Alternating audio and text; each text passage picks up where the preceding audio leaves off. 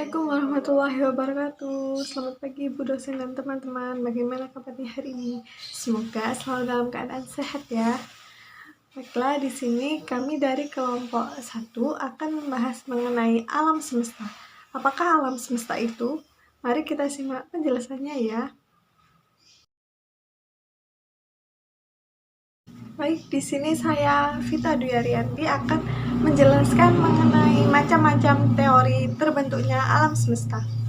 Secara umum, alam semesta dapat dipahami sebagai mikrokosmos beserta keseluruhan yang tersedia di dalamnya dan berbagai keteraturan serta stabilitas yang terjadi dalam keberlangsungannya.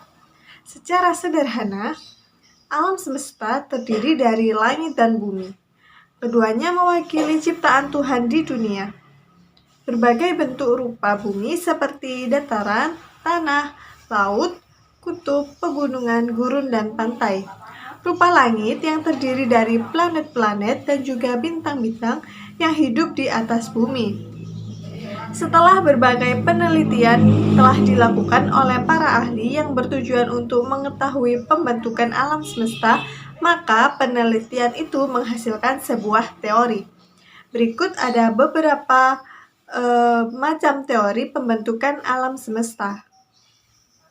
Yang pertama ada teori dentuman besar atau Big Bang Theory.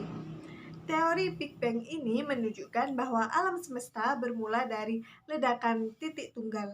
Ledakan ini disebut dentuman besar atau teori Big Bang. Teori ini pertama kali dikemukakan oleh Georges Lemaitre di tahun 1920-an. Menurut Georges, alam semesta ini dimulai dari gumpalan superatom raksasa yang isinya tidak bisa dibayangkan, tetapi diperkirakan seperti bola api raksasa yang suhunya antara 10 miliar sampai 1 triliun derajat Celcius.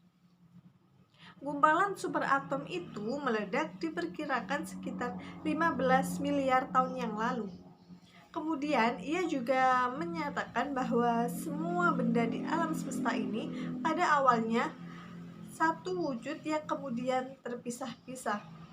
Ini berarti bahwa keseluruhan materi diciptakan melalui ledakan raksasa dari satu titik tunggal dan membentuk alam semesta ini. Yang kedua ada teori keadaan tetap atau steady state theory. Teori keadaan tetap berpendapat bahwa materi-materi yang hilang melalui resesi galaksi-galaksi karena pengembungan alam yang berlangsung terus-menerus digantikan oleh materi yang baru saja tercipta, sehingga alam semesta yang terlihat tetap berada dalam keadaan tidak berubah. Artinya bahwa materi secara terus-menerus tercipta di seluruh alam semesta. Teori ini tidak sama sekali menyebut peristiwa awal yang bersifat khusus pada waktu atau ruang. Tidak ada awal maupun akhir karena materi diperbarui secara terus-menerus di satu tempat sementara di tempat yang lain dihancurkan. Selanjutnya ada teori mengembang dan memampat atau the oscillating theory. Teori ekspansi atau mengembang dan kontraksi atau memampat yang dikemukakan oleh Fred Hoyle berpendapat bahwa ada suatu siklus di jagat raya. Satu siklus mengalami satu masa ekspansi dan satu masa kontraksi. Satu siklus diperkirakan berlangsung selama 30 miliar tahun. Dalam masa ekspansi terbentuklah galaksi-galaksi serta bintang-bintang yang ada di dalamnya. Ekspansi ini diakibatkan oleh adanya reaksi inti hidrogen yang pada akhirnya membentuk unsur-unsur lain yang kompleks. Sedangkan pada masa kontraksi, galaksi-galaksi dan bintang-bintang yang telah terbentuk meredup dan unsur-unsur yang telah terbentuk menyusut dengan mengeluarkan tenaga berupa panas yang sangat tinggi. Selanjutnya ada teori keadaan tuna. Meskipun model Big Bang adalah titik terakhir yang dicapai ilmu pengetahuan tentang asal-muasal alam semesta muncul pula teori keadaan tuna yang dikemukakan oleh ilmuwan dari Universitas Cambridge pada tahun 1948. Mereka menyatakan teori keadaan tuna alam semesta tidak ada awalnya dan tidak ada akhirnya. Alam semesta selalu tetap seperti sekarang. Materi yang ada selalu terus-menerus datang berbentuk atom-atom hidrogen dalam angkasa membentuk galaksi-galaksi baru dan menggantikan galaksi yang lama, kemudian bergerak menjauhi kita dalam ekspansinya. Subtema selanjutnya yaitu pandangan Islam terhadap pembentukan alam semesta. Al-Quran sudah menjelaskan bagaimana asal-muasal alam semesta tercipta. Dalam Al-Quran Surat Al-Anbiya ayat 30 disebutkan, "Dan apakah orang-orang yang kafir tidak mengetahui bahwasanya langit dan bumi itu keduanya dahulu adalah suatu yang padu, kemudian kami pisahkan antara keduanya. Dan dari air kami jadikan segala sesuatu yang hidup. Maka mengapakah mereka tiada juga beriman?" Allah Subhanahu wa Ta'ala berfirman dalam Quran Surat Yunus ayat 5, "Ialah yang menjadikan matahari bersinar dan bulan bercahaya. Ialah yang menentukan manzilah-manzilah baginya, supaya kamu tahu jumlah tahun dan perhitungan waktu. Tiada Allah menciptakan ini kecuali dengan sebenarnya. Demikianlah Ia menjelaskan ayat-ayat bagi orang yang mengetahui." Jadi di dalam Al-Quran banyak sekali ayat-ayat yang telah menjelaskan terbentuknya alam semesta ini. Yang selanjutnya ialah poin C, yaitu tentang galaksi-galaksi yang ada di alam semesta ini. Galaksi adalah sistem kumpulan bintang dalam jumlah besar, terdiri atas berjuta atau bermiliar bintang. Dengan menggunakan teleskop dengan jarak jangkauan 5 miliar tahun cahaya, diperkirakan terdapat 500 juta galaksi. Di salah satu galaksi di mana matahari dan ke-9 planet lain berinduk diberi nama Bima Sakti atau Milky Way. Adapun di antara galaksi yang paling dekat dengan Bima Sakti adalah Andromeda, yakni terletak pada jarak 2,2 juta tahun cahaya. Galaksi ini berbentuk spiral dan memiliki diameter 2 kali lebih besar daripada Bima Sakti. Secara garis besar, menurut morfologinya, galaksi dibagi menjadi 3 tipe, yaitu yang pertama ialah tipe galaksi spiral, yang kedua galaksi elips, dan yang ketiga ialah galaksi tak beraturan. Pembagian tipe ini berdasarkan bentuk atau penampakan galaksi-galaksi tersebut. Galaksi-galaksi yang diamati dan dipelajari oleh para astronom sejauh ini terdiri dari sekitar 75% galaksi spiral, 20% galaksi elips, dan 5% galaksi tak beraturan. Namun, ini bukan berarti galaksi spiral adalah galaksi yang paling banyak terdapat di alam semesta ini. Sesungguhnya yang paling banyak terdapat di alam semesta ini adalah galaksi elips. Jika kita mengambil volume ruang angkasa yang sama, kita akan menemukan lebih banyak galaksi elips daripada galaksi spiral. Hanya saja galaksi tipe ini banyak yang redup sehingga amat sulit untuk diamati.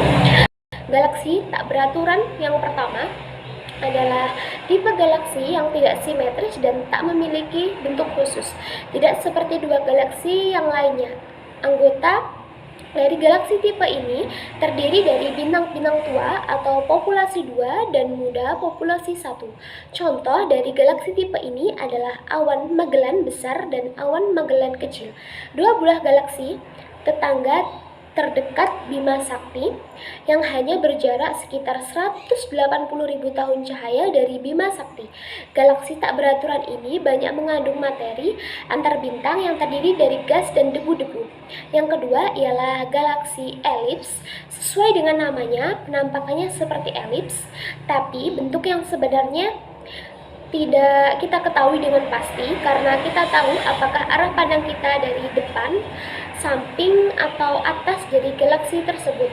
Tipe galaksi ini adalah mulai dari galaksi yang berbentuk bundar sampai galaksi yang berbentuk bola pepat.